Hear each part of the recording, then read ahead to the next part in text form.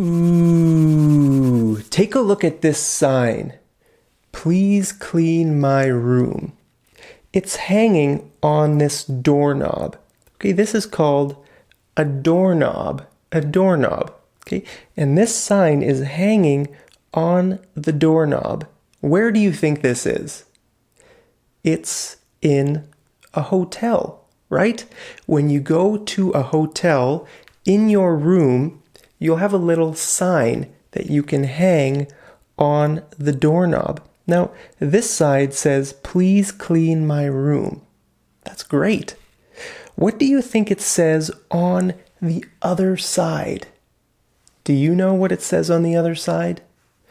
I know, because it always says the same thing. You can go to any hotel in Canada or the US, and it's always going to say the same thing on the other side. I'm going to tell you. Please do not disturb, right? Please do not disturb. If you want to take a nap, you could put this on the doorknob, and then nobody will come into your room to clean your room, right? That's why this sign is great if you want to get some rest and you don't want to be disturbed by the cleaning staff at the hotel. Okay, now what does this word mean? Disturb. Do you know? Well, it means bother. Bother. Okay, these two words, disturb and bother, have very similar meanings. They're almost the same, but they have a little difference. Okay, and I'll tell you what that difference is. Usually, when we use the word disturb, we are talking about something accidental. Accidental. And when we use the word bother, we are talking about something intentional. Intentional. Okay, do you know what these two words mean? Well, let's look at an example. Okay, let's say you are sleeping in that room and I come into the room. Oh, sorry for disturbing you. Sorry for disturbing you. Right? I didn't know you were sleeping. It was an accident. It was an accident, okay? Now look at this situation. That guy is in his office and he is busy doing some work, okay? And his girlfriend comes into the room and says, sorry to bother you, but I forgot my phone in your car. Okay? Sorry to bother you, but I forgot my phone in your car. Okay, so she needs to get his keys to get into his car to get her phone, right? Now, she knows he's busy working, but she decided to do it, right? She decided to go in and ask him. So that's why she's using the word bother, okay? Sorry to bother you, but I forgot my phone in your car. Okay, so that's the difference between accidental and intentional. When something is an accident, that means we didn't mean to do it, right? That's why we say sorry. Oh, sorry for, we also say sorry very often when it's intentional too, but especially when something is an accident. Oh, like let's say you are walking and you bump into someone. Oh, sorry. Or, just in any situation, where you do something that you didn't mean to do, you can say sorry, right? It's an accident. Now, intentional means you made a decision to do something. It's your choice, okay? Intentional. So that's sort of the difference between the words disturb and bother. Now, one thing I want to point out is that these two words are usually used as verbs. Verbs. They can also be nouns, in some cases. Like if we make this into a noun, then it becomes disturbance. Disturbance. Okay. It means the same thing. This is the verb and disturbance is the noun. Bother just stays bother if we make it into a noun. So bother is a verb and also bother is a noun. Now, there's another word, trouble. Trouble. That has a similar meaning as well. Now, it can also be a noun or a verb, but I think most of the time we use it as a noun. A noun. Okay, let's take a look at an example. Okay, I'm having some trouble with my car. Okay, so there it's a noun. I'm having some trouble. Let's say you try starting your car, and it doesn't start, right? Then you might call your friend and say, "Hey, John, I'm having some trouble with my car. It's not starting. Could you come and help me figure out what the problem is?" Okay, so then you might use the word trouble there. Okay, or let's take a look at another example. My toddlers are always getting into trouble. Okay, so this woman says, my toddlers are always getting into trouble. What's a toddler? Do you know what a toddler is? A toddler is a child between 1 and 3 years old. Okay, that's called a toddler. If a child is below 1 year old, then they're called a baby. And if they're between 1 and 3, then they're called a toddler. And if they're more than 3, then they're just called a boy or a girl, right? Or any other gender. If you're in Canada here, in Canada, there are many genders, not just boy and girl. Did you know that? Is that the same in your country? In Canada, you can just sort of choose whatever gender you want to be. Hey, maybe I should change my gender. What do you think? Should I change my gender? Let me know down there in the comments. What should I become? I don't even know. I've been a male for a long time. I don't even know what I would change my gender to, but let me know down in the comments if you think I should change my gender. But anyway, that's what toddler means. A toddler is just a small child between 1 and 3 years old, okay? So my toddlers are always getting into trouble. So here, it's a noun, right? Now, let's take a look at a sentence where trouble is a verb, right? Sorry to trouble you, but could you give my car a boost? Sorry to trouble you, but could you give my car a boost?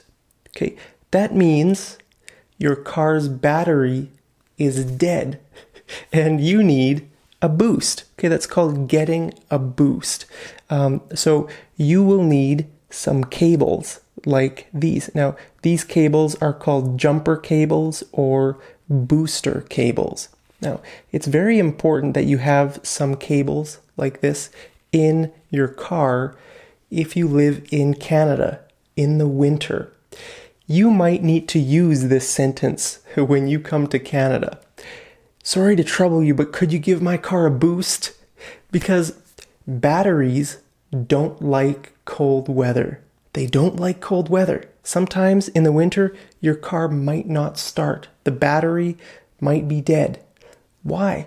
Well, it's because here in Canada, sometimes it gets to like minus 30 or minus 40 degrees, which is really cold. And so your battery will die. Also, you will notice that with your cell phone, right? If you go outside in the winter and it's like minus 30 outside, your battery will drain really fast. You will notice it.